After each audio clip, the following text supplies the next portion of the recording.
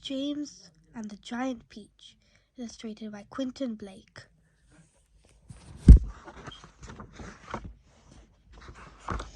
Chapter 2.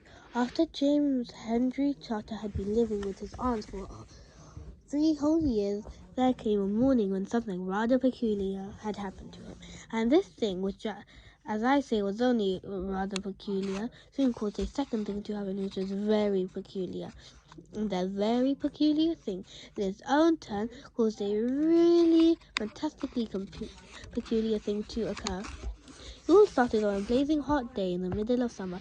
Aunt Spudge, John Spiker, and James were all out in the garden. James had been put to work as usual. This time he was chopping wood for the kitchen stove. Aunt Spudge and Aunt Spiker were sitting comfortably in the deck chairs nearby, sipping tall glasses of fizzy lemonade and watching him to see that he didn't stop work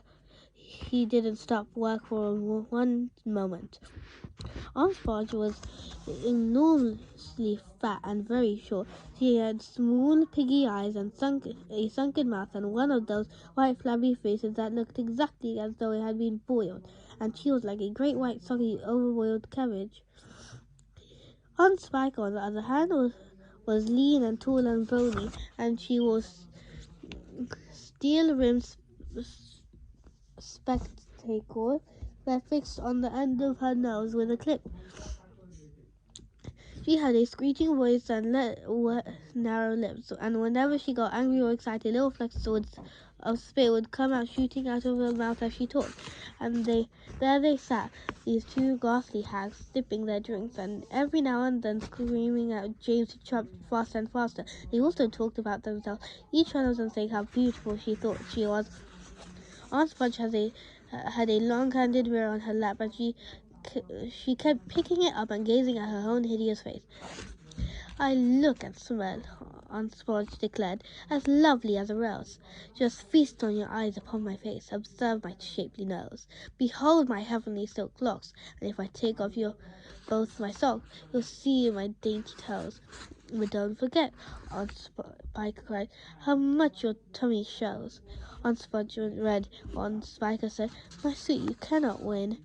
Behold my glorious curvy shape, my teeth, my charming grin. Oh, beauteous me, how I adore my radiant look, and please ignore the pimple on my chin. Oh, dear old trout," Aunt Spudge cried out, "you're only bones and skin. Such loveliness as I possess can only truly shine in Hollywood," Aunt Spudge declared. "Or wouldn't that be fine? I'd capture all the nation's heart. They'd give me all the leading parts. The star would all resign." "I think you'd make," Aunt Spiker said, "a lovely Frankenstein."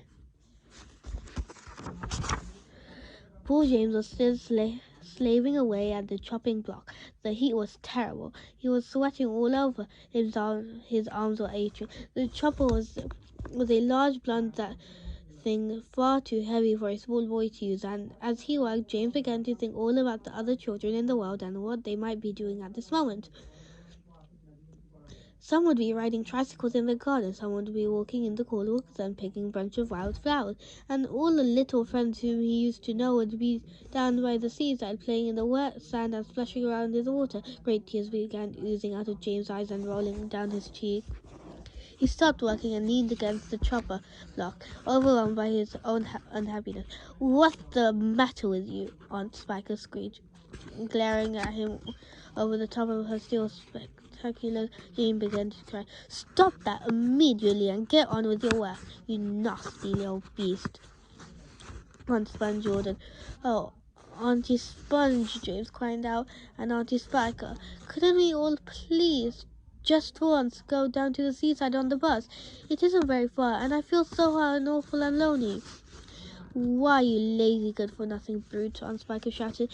"Beat him!" cried Aunt Sponge. "I certainly will," Aunt Spiker snapped. She glared at James, and James looked back at her with a large frightened eye. "I shall beat you later on in the day when I don't feel so hot," she said. "And now get out of my sight, you disgusting little worm, and give me some peace." James turned and ran.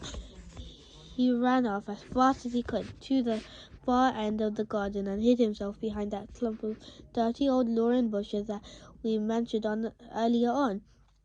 Then he covered his face with his hands and began to cry and cry.